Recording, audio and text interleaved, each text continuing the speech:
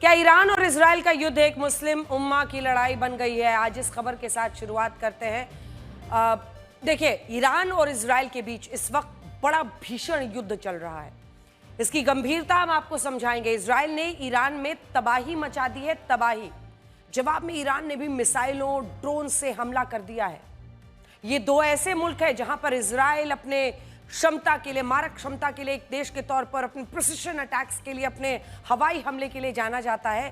तो ईरान को भी क्या बहुत कम के आंकना सही रहेगा? वैसे तो इजराइल का एयर डिफेंस ज्यादातर मिसाइल्स को हवा में ही तबाह कर दे रहा है, लेकिन जो भी मिसाइलें नीचे गिर रही हैं वो इजराइल में तबाही मचा रही हैं। बताएंगे आपको दोनों देश एक दूसरे को कैसे तबाह कर रहे हैं, आपको आगे बताएंगे। लेकिन उससे पहले ये जानना जरूरी है कि क्या इजराइल और ईरान के युद्ध में बाकी मुस्लिम देश भी कूदेंगे? यही वो डोर है जहां से ये मामला बहुत गंभीर हो जाता है पूरे विश्व के लिए। ईरान इजराइल युद्ध और डरा पाकिस्तान। ये हम क्यों कह रहे हैं? इस वक्त सबसे ज्यादा डर पाकिस्तान में है। पाकिस्तान को डर लग रहा है कि कहीं ईरान के बाद इजराइल अगला नंबर उसका ना लगा दे। पाकिस्तान को लग रहा है कि कहीं परमाणु हथियारों के नाम पर इजराइल पाकिस्तान पर ना हमला कर दे। कैसे, हम आपको समझाते हैं। देखिए, क्योंकि इजराइल ने परमाणु हथियारों के नाम पर ही ईरान को निशाना बनाया है। डे वन से इजराइल यही कह रहा है कि वो ईरान जैसे कट्टर इस्लामिक मुल्क के हाथ में परमाणु हथियार नहीं रहने दे सकता है, क्योंकि अगर ईरान ने परमाणु हथियार बना लिए तो उसका निशाना इजराइल ही बनेगा। और यही केस तो पाकिस्तान के साथ है। पाकिस्तान भी एक इस्लामिक कट्टरपंथी मुल्क, उसके पास भी न्यूक्लियर वेपन्स। तो क्या अब इजराइल अगला निशाना पाकिस्तान इजराइल का हो सकता है?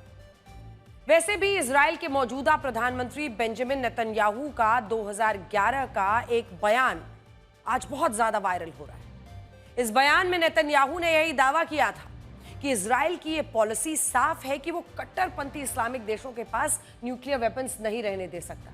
नेतन्याहू ने साफ नाम लिया था। पहला था ईरान और दूसरा पाकिस्तान।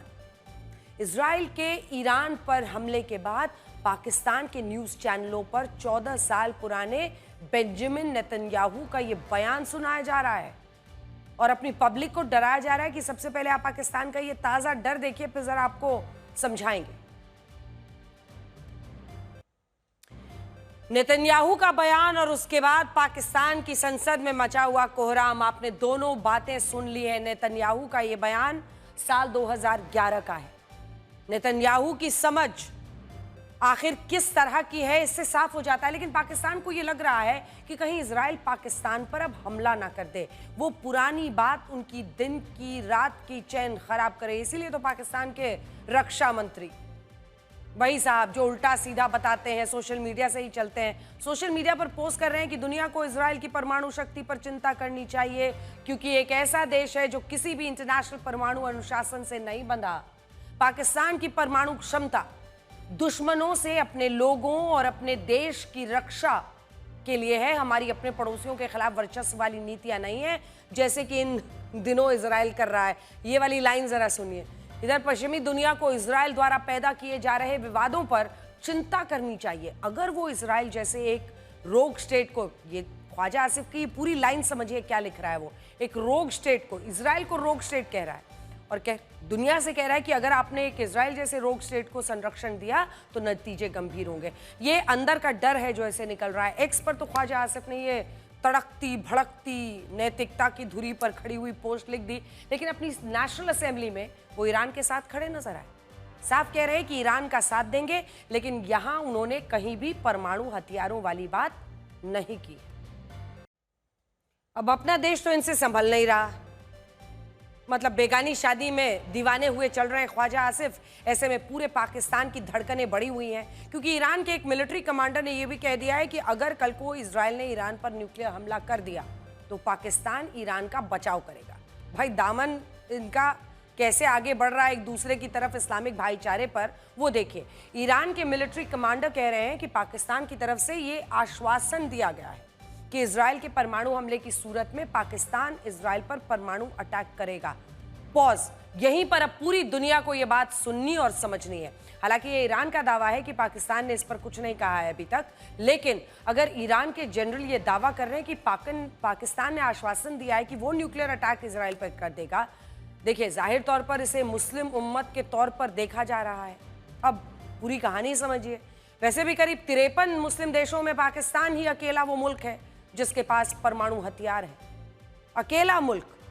और पाकिस्तान में बहुत से कट्टरपंथी इस पक्ष में रहते हैं कि ये परमाणु हथियार वो अपने दूसरे मुस्लिम बिरादर देशों की रक्षा के लिए इस्तेमाल कर सकते हैं। तो ये इस्लामिक भाईचारा, ये मुस्लिम भाईचारा कहां पर विश्व को ले जा सकता है, क्योंकि परमाणु हथियारों की बात यहां पर इन्वॉल्व है। वैसे जब ईरान के मिलिट्री कमांडर का ये वीडियो वायरल हुआ और जब इस पर पूरी दुनिया में चर्चा होने लगी, तो तुरंत पाकिस्तान बैकफुट पर आ गया हो। कई जगह से उसके कान वैसे भी बीच बीच में अमेठे जाते हैं। जो पाकिस्तान अपने हथियार को अपने इस्लामिक भाइयों के लिए बता रहा था, वो अब ये कह रहा है कि ये हथियार तो हमने अपनी रक्षा के लिए बनाए हैं, ये तो हमारे डेटरेंस के लिए है। पाकिस्तान में लगातार ये बहस होती है कि 53 इस्लामिक मुल्कों में अल्लाह ने पाकिस्तान को ही क्यों चुना कि उसके पास न्यूक्लियर हथियार आया। ये हमेशा पाकिस्तान में कहते हैं वहाँ के हुक्मरान, वहाँ के जनरल। पाकिस्तान ये कहता रहा है कि ये हथियार उसके मुस्लिम बिरादरों के लिए है, लेकिन असल में अब उसे भी लग रहा है कि कहीं हमारी कोई गलती इजराइल को भड़का ना दे। इसीलिए अब पाकिस्तान के विदेश मंत्री इशाक डार कह रहे हैं कि ये हथियार तो हमने अपने लिए बनाए। जब डर लगता है तो ऐसी ही बोली निकलती है। लेकिन मौजूदा दौर में कोई भी देश दूसरे देश के युद्ध में कूदता नहीं है। पाकिस्तान की तरफ से भले ही आवाज उठ रही हो कि इजराइल पर हमला कर देना चाहिए, लेकिन पाकिस्तान ये हिम्मत कर नहीं सकता। और उसकी एक बानगी आपने देख ली कि इशाक डार खुद ही कह रहे हैं कि ये गलत इंफॉर्मेशन है। सोशल मीडिया को लेकर एक तो इनके मंत्री कितने परेशान रहते हैं, खबर भी वहीं से कंफर्म करते हैं, खबर भी वहीं से उठाते हैं। वैसे भी पाकिस्तान और इजराइल के बीच किसी भी तरह के कूटनीतिक संबंध है नहीं, बल्कि पाकिस्तान के तो पासपोर्ट पर लिखा हुआ है कि ये पासपोर्ट इजराइल को छोड़कर दुनिया के हर देश में वैध है। आप सोचिए, पाकिस्तान का पासपोर्ट इजराइल में वैध नहीं है, नॉट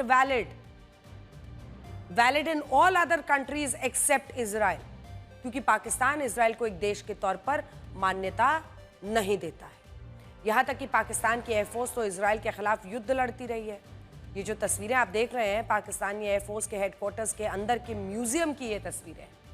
ये वर्दी इजरायली एयरफोर्स के एक पायलट की है, जिसे सीरिया के गोलान हाइट्स में 26 अप्रैल 1974 को पाकिस्तानी एयरफोर्स के पायलट ने मार गिराया था। और इजरायली पायलट की यूनिफॉर्म को पाकिस्तान अपनी वॉर ट्रॉफी कहता है। उस वक्त पाकिस्तानी पायलट अरब फोर्सेस की तरफ से लड़ रहे थे। लेकिन इन 50 वर्षों में स्थिति बहुत बदल चुकी है। इजराइल ने पूरी दुनिया में और खास तौर पर अगर आप देखिए अरब वर्ल्ड में, अरब जगत में, यह साबित कर दिया है कि उस इलाके का एकमात्र बादशाह इजराइल ही है। वैसे ही सारे अरब मुल्क एक नहीं है। पाकिस्तान की हालत पहले से खराब। वो अरब और मुस्लिम देशों के पास जाता तो है, लेकिन पाकिस्तान की हैसियत एक गरीब भीखमंगे देश वाली है, उससे ज्यादा कुछ नहीं। वो अपने मुस्लिम बिरादरों के पास अपने लिए डॉलर्स, मतलब कुछ मिल जाए कहीं से, यही डॉलर्स के इंतजाम के लिए पहुंचता है।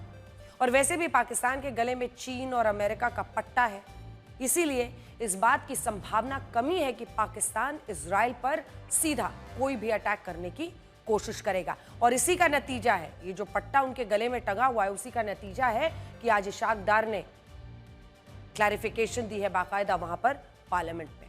हालांकि अब मौजूदा परिस्थितियों में पाकिस्तान की पहली चिंता यह है कि इजराइल और भारत अच्छे दोस्त हैं। भारत और पाकिस्तान के हाल के युद्ध में भी पाकिस्तान की तरफ से ये आरोप लगे कि इजराइल ने भारत को हथियार दिए। भारत ने जो मिसाइल अटैक किया तो बहुत से पाकिस्तानी एक्सपर्ट्स ये आरोप लगा रहे थे वहां पर बैठकर कि हथियार तो इजराइल ने दिए थे, इजराइल के हथियार थे। पाकिस्तान को भारत और इजराइल की जो स्ट्रेटेजिक एक पार्टनरशिप है, रणनीतिक पार्टनरशिप, एक मिलिट्री सैन्य पार्टनरशिप है, बहुत ज्यादा उससे डर लगता है पाकिस्तान को। और अब ईरान पर इजराइल के हमले के बाद पाकिस्तान में नया डर दिख रहा है। पाकिस्तान में जिन कट्टरपंथी ताकतों का जिक्र इजराइल के प्रधानमंत्री इतने वर्षों से कर रहे हैं, वो कोई हवाई नहीं है और उसकी गवाही दे रही है ये तस्वीरें। ये पाकिस्तान के सियासतदान और मौलाना फजलुर रहमान का जलसा है, ये देखिए, जिसमें वो प्रो पैलेस्टाइन, प्रो फिलिस्तीन और प्रो ईरान रैली निकाल रहा है। कुल मिलाकर पाकिस्तान की सड़कों पर इस वक्त इजराइल के विरोध में रैलियां निकाली जा रही हैं। इजराइल के खिलाफ नफरत फैलाई जा रही है, वही नफरत जिसके खिलाफ लगातार बोलते रहे हैं नेतन्याहू। यहूदियों के खिलाफ जिस तरह की नफरत फैलाई जा रही है, उसका गढ़, उसका एपी सेंटर भी पाकिस्तान ही बन रहा है, जैसा वो हिंदुओं के खिलाफ करता है। लेकिन पाकिस्तान चाहे जो मर्जी करे, असल में उसकी दिक्कत यह भी है कि फिलहाल वो ईरान से पेट्रोल की बहुत बड़ी मात्रा में स्मगलिंग करता है और इस युद्ध के बाद ये स्मगलिंग बंद है, जिसकी वजह से पाकिस्तान में पेट्रोल की भारी किल्लत हो रही है। एक रिपोर्ट बताती है कि पाकिस्तान ईरान से $1 अरब का सालाना, ये रास्ता भी है, ये वीडियो भी है, $1 अरब का सालाना पेट्रोल स्मगल करता है, चोरी करता है और यहां पर आकर फिर बेचता है। पाकिस्तान की जरूरत का करीब 15% तेल ईरान से स्मगल होकर आता है। ये तेल बलूचिस्तान में ईरान बॉर्डर के जरिए आता है, जहां करीब हर रोज 2000 से ज्यादा वाहनों के जरिए ये तेल पूरे पाकिस्तान में पहुंचता है। इस धंधे में पाकिस्तान के समझिए तो करीब 24 लाख लोग जुड़े हुए हैं। मतलब एक पूरा धंधा है वहां पर, एक पूरा रोजगार है। लेकिन अब इजराइल के ईरान पर हमले के बाद ये स्मगल होकर पाकिस्तान नहीं पहुंच पा रहा है। तो कई किल्लतों में से अब ये पेट्रोल की कीमत पाकिस्तान में लाइन में खड़े हैं। अब ईरान और इजराइल के युद्ध की जो और ज्यादा भीषण हो चला है, उसकी चर्चा कर रहे हैं। इजराइल ने सेंट्रल तेहरान पर भीषण हमला शुरू कर दिया है। इससे पहले इजराइल ने ईरान की राजधानी तेहरान के कुछ इलाकों में के लोगों को सुरक्षित स्थानों पर चले जाने का अल्टीमेटम भी दिया था कि आप हट जाइए। इधर इजरायली डिफेंस फोर्स IDF ने ईरान की भाषा पर्शियन में जारी बयान में कहा है, आप लोग अपनी सुरक्षा के लिए फौरन तेहरान के डिस्ट्रिक्ट 3 के इलाकों को छोड़ दें। अच्छा, ये IDF का तरीका है, ये इजराइल का तरीका है। जब वो हमला करता है तो ऐसी तमाम जगहों के बारे में वो जानकारी दे देता है, वार्निंग दे देता है, ताकि जो आम लोग हैं, जो रिहायशी इलाके हैं, वहां से लोग उसे खाली कर दें। वार्निंग में आगे इजराइल लिखता है, इजराइल की सेना ईरानी शासन के मिलिट्री इंफ्रास्ट्रक्चर पर कार्रवाई करेगी। साफ बोलकर मारता है इजराइल। ये ईरान के नागरिकों को इजराइल की सबसे डायरेक्ट चेतावनी है। इसके बाद से लगातार ईरान से लोगों के बाहर जाने की लाइनें लगी हुई हैं। हम आपको दिखाएंगे, लोग तेहरान छोड़कर फिलहाल भागते हुए नजर आ रहे हैं। ईरान के लोगों को इस चेतावनी के पहले इजराइल ने दावा किया कि तेहरान के वायु क्षेत्र पर उसका नियंत्रण हो गया है।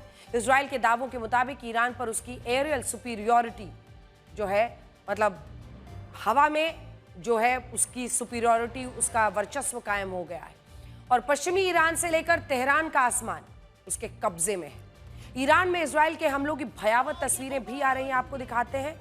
वहां के एक ब्रॉडकास्टर की लाइव न्यूज के दौरान इजराइल का हमला हुआ और एंकर को स्टूडियो छोड़कर भागना पड़ा। Islamic Republic of Iran broadcasting का स्टूडियो था, देखिए। इस बीच IDF ने 4 और वरिष्ठ ईरानी खुफिया अधिकारियों को मार गिराया है। ये 4 अधिकारी थे मोहम्मद काजेमी, जो कि IRGC यानी ईरानी सेना के खुफिया विभाग के प्रमुख थे। एक तरफ से आप समझ लीजिए कि मतलब जिसको कहते हैं आप नब्ज ईरान की, उस खुफिया विभाग के ये सैन्य अधिकारी थे। उनके deputy Mohammad Hassan Mohaqeq, Quds force intelligence के प्रमुख मोहसिन बाकरी और उनके डेप्यूटी अबू अल फदल की भी मौत हो गई है। इजराइल ईरान युद्ध का चौथा दिन है। इजराइल पर ईरान वॉर क्राइम का आरोप लगा रहा है। ईरान के मुताबिक इजराइल ने केरमनशाह के फराबी अस्पताल में हमला किया है। 4 दिनों के युद्ध में ईरान के 224 लोगों की मौत हुई है, जबकि इजराइल के 24 लोगों की जान गई है। युद्ध में ईरान के 1277 लोग घायल हुए और इजराइल के 390 लोग घायल हुए। वैसे तो बीती रात ईरानी मिसाइलों ने भी इजराइल के आयरन डोम डिफेंस सिस्टम को तहस नहस किया है, लेकिन इजराइल की कार्रवाई ईरान पर बहुत भीषण है। तेहरान में हजारों लोग अपना घर बार छोड़ते देखे गए हैं। हम तस्वीरें आपको दिखा रहे हैं, लोग अपने घरों को छोड़कर वहां से भाग रहे हैं उधर रिपोर्ट्स के मुताबिक इजरायली हमलों से बचने के लिए ईरान के सुप्रीम लीडर अयतुल्ला खुमैनी जो है वो बंकर में छिपे हुए हैं।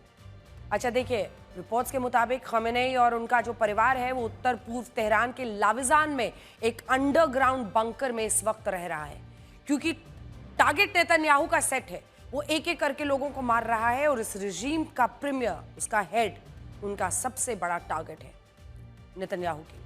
इस बीच इजराइल के प्रधानमंत्री बेंजामिन नेतन्याहू के दावों के मुताबिक इजराइल जीत की दहलीज पर है। नेतन्याहू ईरान के परमाणु खतरों से इजराइल और दुनिया को बचाने का दावा कर रहे हैं। ईरान में खमेनेई शासन का अंत करना भी उनके लक्ष्यों में शामिल है। अगली खबर का रुख करते हैं। आपको प्रधानमंत्री नरेंद्र मोदी के 3 देशों के महत्वपूर्ण विदेशी दौरे के बारे में आपको आज हम बताने वाले हैं, क्योंकि देखिए, प्रधानमंत्री मोदी सबसे पहले यूरोपीय देश साइप्रस पहुंचे थे, जहां से वो कनाडा में G7 समिट में हिस्सा लेने के लिए रवाना हो चुके हैं और अपने दौरे के आखिरी चरण में वो पहुंचेंगे क्रोएशिया, जहां आज तक कोई भी भारतीय प्रधानमंत्री नहीं गया है। 13 लाख की आबादी वाला साइप्रस वर्तमान वैश्विक परिस्थिति और अपनी भौगोलिक स्थिति की वजह से बहुत महत्वपूर्ण देश है। मेडिटेरेनियन सी में स्थिति ये देश, अगर आप देखें इनकी स्थिति, तो ये देश लेबनान, सीरिया, इजराइल और तुर्की के नजदीक स्थित है। अगर हम जूम इन करके आपको दिखाएंगे तो आप देखेंगे जो साइप्रस की स्थिति है, ये पूरा जो प्रधानमंत्री का दौरा है वो हमने आपको ग्राफिक्स से दिखा दिया है।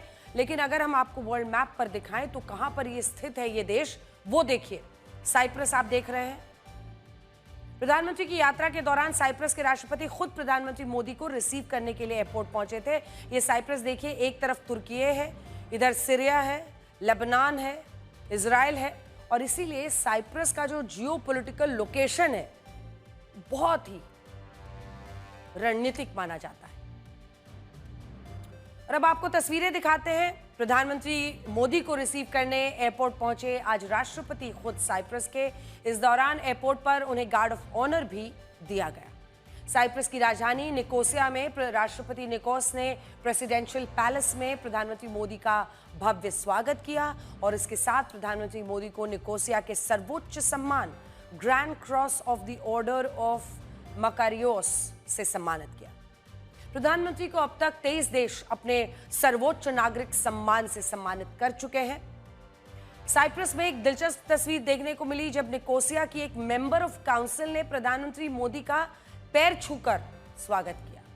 प्रधानमंत्री नरेंद्र मोदी ने भी उनकी इस आत्मीयता का सम्मान किया, उनके सिर पर हाथ रखा आशीर्वाद का, और भारतीय संस्कृति से परिचित होने के लिए उनकी तारीफ भी की। प्रधानमंत्री मोदी ने साइप्रस में भारतीय समुदाय से भी मुलाकात की है, जिसकी तस्वीरें हम दिखा रहे हैं। प्रधानमंत्री मोदी का स्वागत करने आए भारतीय समुदाय के लोगों ने ऑपरेशन सिंदूर लिखा हुआ पोस्टर लहराया, भारत माता की जय के खूब नारे लगे। प्रधानमंत्री मोदी साइप्रस जाने वाले तीसरे प्रधानमंत्री हैं। उनसे पहले 1983 में इंदिरा गांधी, 2002 में अटल बिहारी वाजपेयी ने साइप्रस का दौरा किया था।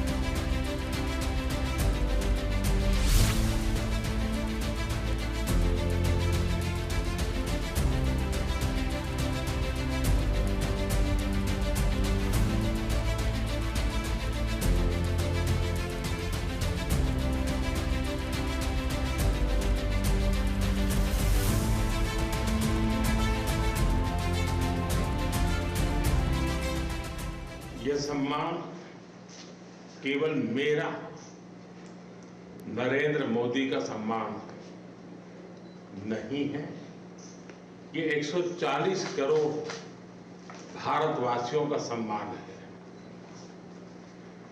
उनके सामर्थ्य और आकांक्षाओं का ये सम्मान है।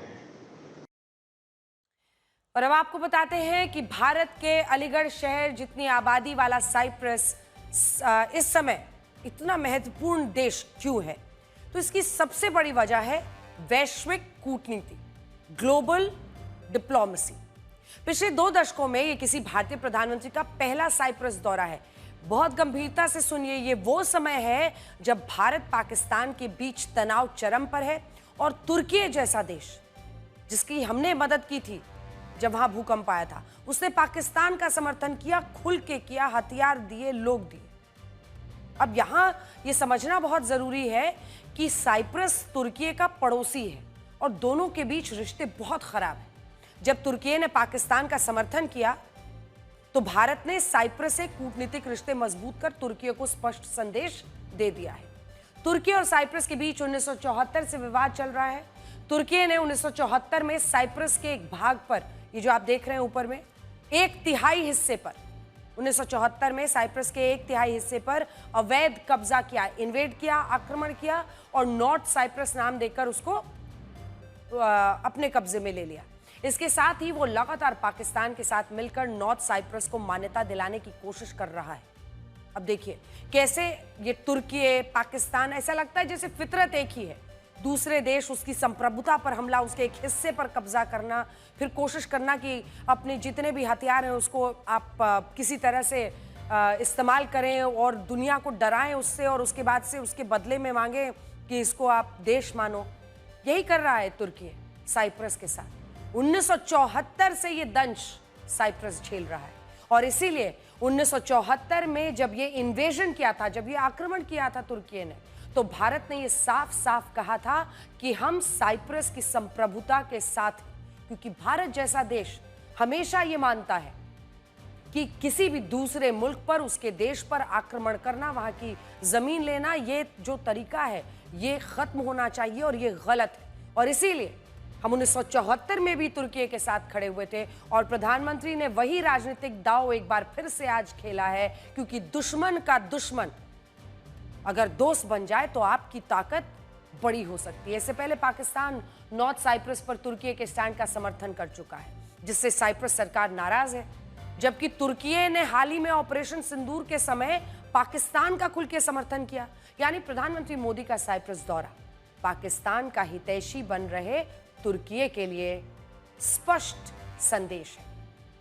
अब देखिए, साइप्रस दौरे के बाद प्रधानमंत्री मोदी कनाडा के लिए रवाना हो चुके हैं, जहां वो G7 समिट में हिस्सा लेंगे। पूरे विश्व की इस पर नजर है, भारत की तो है ही।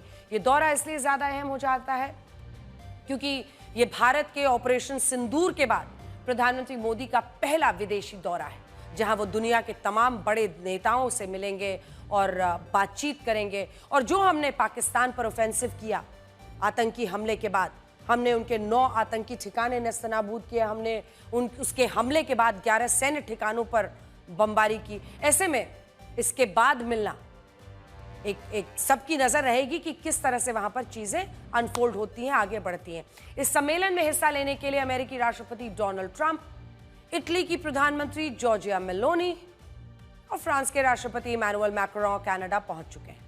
इस समिट के दौरान प्रधानमंत्री मोदी की मुलाकात अमेरिका के राष्ट्रपति डोनाल्ड ट्रंप से हो सकती है। हालांकि अभी विदेश मंत्रालय की इस तरह से पुष्टि नहीं आई है कि कोई बायलैटरल टॉक्स होनी है, यानी कोई द्विपक्षीय बातचीत होगी, और अगर होगी तो किन देशों के साथ मुमकिन है। लेकिन दोनों नेता जब एक मंच पर आमने सामने होंगे तो इस पर दुनिया भर की नजर रहेगी, डोनाल्ड ट्रंप और प्रधानमंत्री मोदी, क्योंकि ऑपरेशन सिंदूर के बाद भारत और अमेरिका के बीच बदले हुए घटनाक्रम में दोनों नेताओं का आमना सामना काफी अहम हो सकता है। डोनाल्ड ट्रंप कई बार भारत और पाकिस्तान के बीच सीज फायर कराने का दावा कर चुके हैं, क्रेडिट ले चुके हैं। भारत उनके दावों को खारिज कर रहा है। चाहे हमारा विदेश मंत्रालय हो, चाहे हमारी सेना हो, सबने बताया है कि पाकिस्तान के डीजीएमओ के कॉल के बाद ही, समर्पण वाले कॉल के बाद ही युद्ध को रोका गया। इसीलिए जब दोनों का आमना सामना होगा तो दोनों की क्या प्रतिक्रिया होगी, ये देखना बहुत दिलचस्प होगा।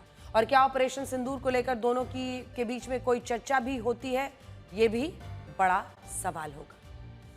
और अब अगली खबर का रुख कर रहे हैं। अहमदाबाद विमान हादसे में मारे गए 274 लोगों की मौत का जिम्मेदार कौन है, इस सवाल का जवाब ढूंढने के लिए 3 देशों की 4 बड़ी एजेंसियां और दुनिया भर के सैकड़ों एविएशन एक्सपर्ट्स लगे हुए हैं।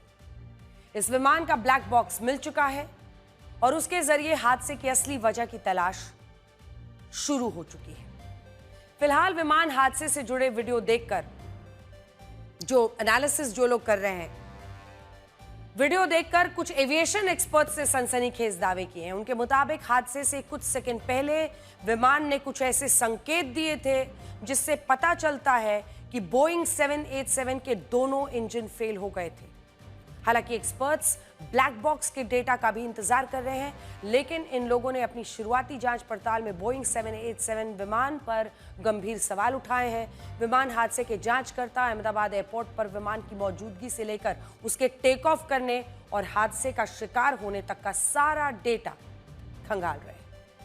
अहमदाबाद एयरपोर्ट अथॉरिटी की तरफ से जो अभी तक मिली जानकारी है, उसके मुताबिक बोइंग 787 ड्रीम लाइनर ने टेक ऑफ के लिए 3.5 किलोमीटर के रनवे का पूरा इस्तेमाल किया था। 3.5 किलोमीटर्स पूरा रनवे ये विमान चल के आया है। आमतौर पर ये विमान 2.5 से 3 किलोमीटर तक के रनवे का इस्तेमाल करता है।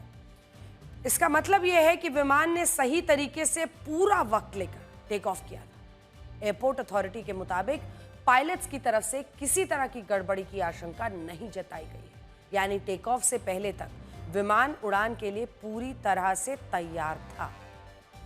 अब इस हादसे के कुछ ऐसे सबूत सामने आए हैं जिनसे जांच की दिशा बदल सकती है और उनसे बोइंग 787 पर गंभीर सवाल उठेंगे। इस हादसे के एक वीडियो का विश्लेषण करते हुए एक अमेरिकी एविएशन एक्सपर्ट कैप्टन स्टीव ने दावा किया है कि विमान के दोनों इंजन फेल हो गए थे, जिससे विमान में पावर फेलियर हो गया था। यह दावा उन्होंने हादसे की वीडियो में खास हिस्से के एक्टिव होने की तस्वीर देखने के बाद किया है। विमान हादसे का यह सबसे साफ वीडियो है। वीडियो में दिखता है कि देखिए, विमान टेक ऑफ करने के बाद ऊपर उठाने के बजाय नीचे गिरने लगता है। ये जो आप नीचे एक डॉट देख रहे हैं, उस पर नजर रखिएगा। नीचे गिरता है, फिर क्रैश करता है। इसी वीडियो में क्रैश होने से पहले विमान का एक खास हिस्सा बाहर नजर आता है, बाहर आता हुआ। ये देखिए, ये जो डॉट दिख रहा है, ये हिस्सा बाहर आता हुआ नजर आ रहा है। एविएशन एक्सपर्ट्स इसे ही जांच का नया सबूत बता रहे हैं।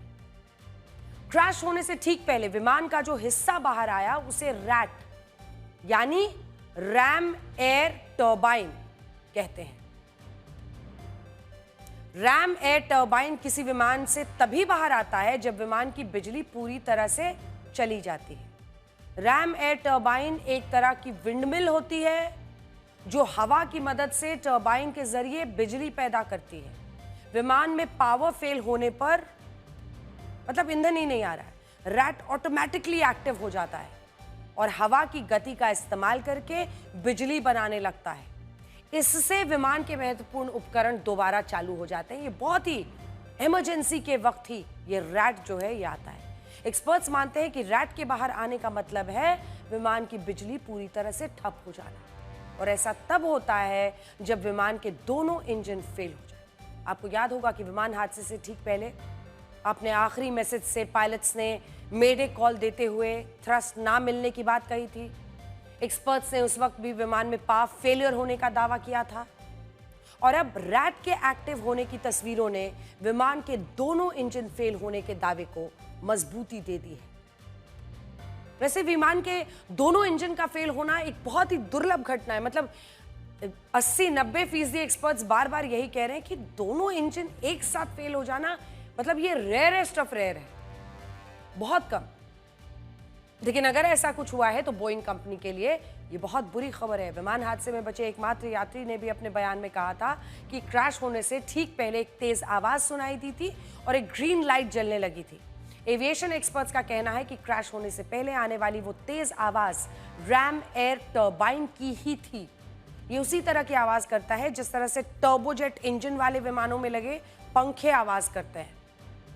इसी वजह से हादसे में बचे यात्री को क्रैश होने से पहले तेज आवाज आई थी। जब भी विमान का रैट एक्टिव होता है तब विमान के केबिन में ग्रीन लाइट भी जलती है। बोइंग के विमान इस वक्त हवाई यात्रियों का सबसे बड़ा डर बने हुए। विमान यात्री अपनी यात्रा से पहले ये चेक कर रहे हैं कि कहीं उनका विमान बोइंग कंपनी का तो नहीं है। लोगों के मन में एक डर बैठ गया है। पिछले कुछ दिनों में बोइंग कंपनी के विमानों में गड़बड़े की कई शिकायतें आई हैं। देखिए आज ही क्या हुआ, हांगकांग से दिल्ली आ रही थी एयर इंडिया का ये बोइंग 787 टाइप 8 ड्रीम लाइनर। उड़ान के कुछ देर बाद ही वापस लौट गया क्योंकि टेक ऑफ के कुछ ही देर बाद उसमें तकनीकी खराबियां आने लगी। पायलट ने जल्दी इन खराबियों को पहचाना और विमान को फौरन वापस एयरपोर्ट पर ले गए। सेफली लैंडिंग हो गई और सब कुछ ठीक ठाक है। लेकिन पॉइंट क्या है, हम आपको इस विमान के पायलट्स और हांगकांग एटीसी के बीच हुई बातचीत का एक हिस्सा जरा सुनवाना चाहते हैं। सुनिए। मतलब कितना बोन चिलिंग मोमेंट है, सोचकर भी कल्पना करके डर लग रहा है। अब ऐसा हादसा होने के बाद लोगों के मन में और डर है। पिछले एक हफ्ते में बोइंग और एयरबस कंपनियों ने विमानों में गड़बड़ी की कई घटनाएं सामने आई हैं। कल ही विमान में तकनीकी खामियों के 3 मामले सामने आए। लंदन से चेन्नई आ रहे ब्रिटिश एयरवेज के बोइंग 787 में तकनीकी खराबी आ गई थी जिसकी वजह से उन्हें लौटना पड़ा। लंदन से टेक ऑफ के कुछ देर बाद ही विमान के विंग्स के फ्लैप्स ने काम करना बंद कर दिया। इस वजह से हवा में कुछ देर रहने के बाद विमान को वापस लौटना पड़ा। कोलकाता से गाजियाबाद जा रही एयर इंडिया की बोइंग 737 को तकनीकी खामियों की वजह से कई घंटे तक उड़ान भरने की इजाजत नहीं मिली। सऊदी अरब से जेद्दा एयरपोर्ट से लखनऊ आ रही सऊदीया एयरलाइन की एयरबस A330 में लैंडिंग के वक्त चिंगारियां निकलने लगी थी। उसकी तो तस्वीरें भी हम आपको दिखाएंगे। मतलब खतरा पैदा हो गया। आप सोचिए, अभी एक तो पायलट्स के लिए भी बहुत चैलेंज है, उनके मन में भी डर होगा कि आखिर उस प्लेन में क्या हुआ था अहमदाबाद में जो वो क्रैश किया। जो पैसेंजर्स बैठे हैं वो अलग डरे हुए हैं। 14 जून को गुवाहाटी से कोलकाता जा रही एयर इंडिया के बोइंग 737 विमान को तकनीकी खराबी की वजह से उड़ने नहीं दिया गया। यात्रियों को दूसरी फ्लाइट से भेजा गया। 13 जून को दुबई से जयपुर जाने वाली एयर इंडिया की बोइंग 737 के यात्रियों को 5 घंटे तक विमान में बिना एसी चलाए गर्मी में बैठाए रखा गया। इसके बाद एयर इंडिया ने इस पर सफाई भी बाकायदा दी है। हवाई यात्रियों को सबसे सुरक्षा जो माध्यम है वो समझा जाता है कि लेकिन पिछले अगर कुछ दिनों में आप देखें, हवाई यात्रा का अर्थ मौत से टक्कर लेने जैसा हो गया है। बोइंग 787 उड़ते ताबूत बन गए हैं। कब कौन से विमान में क्या खराबी आएगी, यात्रियों की जान पर बचेगी नहीं बचेगी, मतलब एक डर लोगों के मन में आ गया है। लोगों को ऐसा लगता है कि बहुत बड़ा रिस्क है और जिंदगी से बढ़ के क्या हो सकता है। हवाई यात्रियों को खतरा केवल विमान यात्रा में नहीं है, हेलीकॉप्टर यात्रा में भी। आजकल तीर्थ यात्री अपने इष्ट देव के दर्शन के लिए दुर्गम पहाड़ों में पैदल चलकर जाने के बजाय हेलीकॉप्टर सेवाएं लेते हैं। लेकिन पिछले कुछ दिनों में हेलीकॉप्टर क्रैश की कई घटनाएं हुई हैं जिनमें गंभीर सवाल उठ गए हैं। कल ही देखिए, केदारनाथ जा रहा था एक हेलीकॉप्टर, क्रैश हो गया, 7 लोगों की मौत हो गई है। यह हादसा गौरीकुंड के जंगलों में हुआ। मरने वालों में हेलीकॉप्टर के पायलट भी शामिल थे। शुरुआती जांच में सामने आया है कि जिस वक्त हेलीकॉप्टर ने उड़ान भरी उस वक्त घाटी में बादलों की वजह से विजिबिलिटी ठीक नहीं थी, लेकिन इसके बावजूद हेलीकॉप्टर उड़ाया गया, हादसा हो गया। इस हादसे के बाद केदारनाथ की हेलीकॉप्टर सर्विसेज पर फिलहाल रोक लगा दी गई है और उत्तराखंड सरकार ने हेलीकॉप्टर सर्विसेज देने वाली कंपनियों को सख्त हिदायत दी है कि वो उड़ान से पहले मौसम और अन्य तकनीकी जांच जरूर कर ले। केदारनाथ यात्रा पर ले जाने वाले हेलीकॉप्टर्स का हाल आपके शहर में चलने वाली बैटरी रिक्शा और ऑटो रिक्शा जैसा है। इनके चालक ना कोई नियम मानते हैं ना कानून मानते हैं और इसीलिए ये AI जनरेटेड वीडियो हमने बनाया है। कैसे भेड़ बकरी की तरह वो लोगों को घुसाते हैं, मतलब लैंड करते हैं और 30 सेकंड के अंदर अपने अगले यात्री को चढ़ाते हैं और वहां से भगा जाते हैं। हेलीकॉप्टर सर्विस देने वाली कंपनियों का एकमात्र मकसद यात्रियों को केदारनाथ पहुंचाना और वहां से वापस लाना है। फिर चाहे हेलीकॉप्टर किसी भी हालत में हो, मौसम कैसा हो, कंपनियों को यात्रियों की जान की फिक्र नहीं होती। उत्तराखंड सरकार 7 लोगों की मौत के बाद नींद से जागी है, जबकि उन्हें 7 जून को हुए हेलीकॉप्टर हादसे के बाद जागना चाहिए था। 7 जून की केदारनाथ जा रहे एक हेलीकॉप्टर में तकनीकी खराबी आ गई थी। रुद्रप्रयाग में सड़क पर ही इस हेलीकॉप्टर को क्रैश लैंडिंग करवानी पड़ी। इस हेलीकॉप्टर में 6 यात्री सवार थे। गनीमत रही कि उन्हें चोट नहीं आई। सड़क पर अचानक लैंड हो रहे हेलीकॉप्टर्स को देखकर आसपास के लोग डर गए थे। ये क्रैश लैंडिंग एक कार के पास हुई जिसमें हेलीकॉप्टर का पिछला हिस्सा कार पर जाकर गिर गया था। देखिए, वैसे देखा जाए तो ये पहली बार नहीं है कि जब केदारनाथ जा रहे हेलीकॉप्टर तीर्थयात्रियों के लिए खतरा बन गए हों। लगातार तस्वीरें आ रही है। पिछले 39 दिनों में 5 हेलीकॉप्टर क्रैश हो चुके हैं। ये बहुत डराने वाला आंकड़ा है। 15 जून को गौरीकुंड में हादसा हुआ, 7 लोगों की मौत हुई। 7 जून को रुद्रप्रयाग में क्रैश लैंडिंग हुई, इसमें पायलट को गंभीर चोटें आई। 17 मई केदारनाथ में एयर एम्बुलेंस हेलीकॉप्टर की क्रैश लैंडिंग हुई थी। 8 मई को उत्तरकाशी में हेलीकॉप्टर क्रैश हो गया था, 6 लोग मारे गए थे। ज्यादातर हेलीकॉप्टर के क्रैश होने या फिर क्रैश लैंडिंग के पीछे बड़ी वजह मौसम में अचानक बदलाव और लापरवाही ही मानी जाती है।